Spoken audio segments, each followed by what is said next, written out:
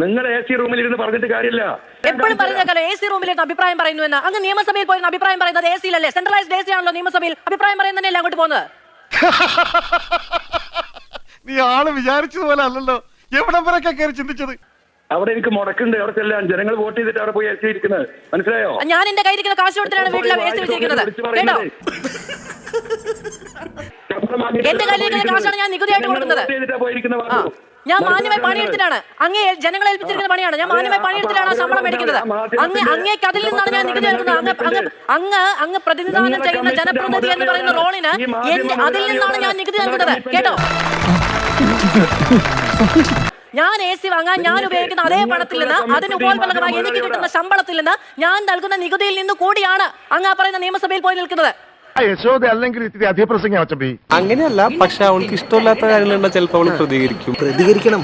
പെൺകുട്ടികളെ അങ്ങനെ തന്നെ ഞാൻ പണിയെടുക്കുന്നുണ്ട്. അങ്ങ് പണിയെടുക്കുന്നത് ജനങ്ങൾക്ക് വേണ്ടിയാണെന്നാണ് ഞാൻ വിശ്വസിക്കുന്നത്. നിങ്ങൾ വിശ്വസിച്ചിട്ട് കാര്യമില്ല. ആ വിശ്വാസം തെറ്റാണ്.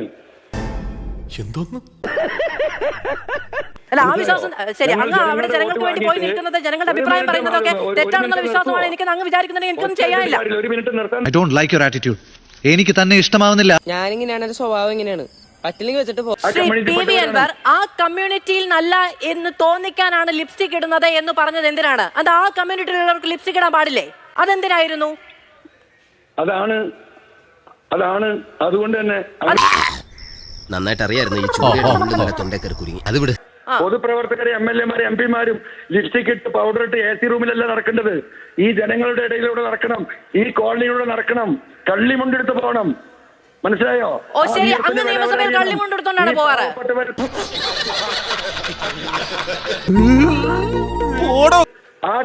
എന്താണ് ഈ പറയുന്നത്?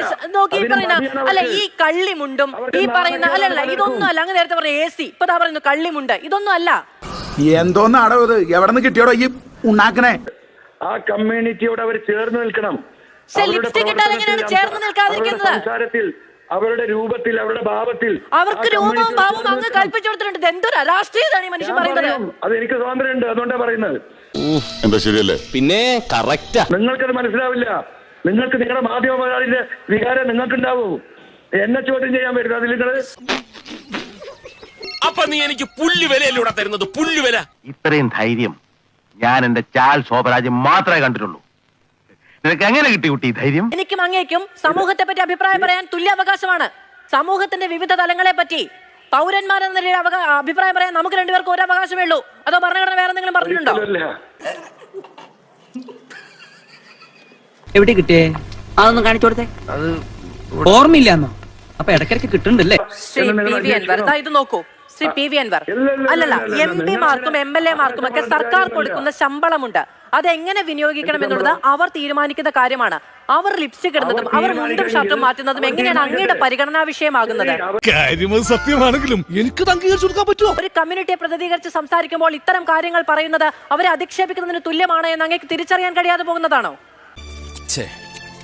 ഒരാവേശത്തിലെടുത്ത് ചാടി വേണ്ടായിരുന്നു അല്ലേ? എന്തായാലും കലക്കിട നീ. നിന്നെ ഞങ്ങൾ സമ്മതിച്ചു തന്നിരിക്കുന്നു.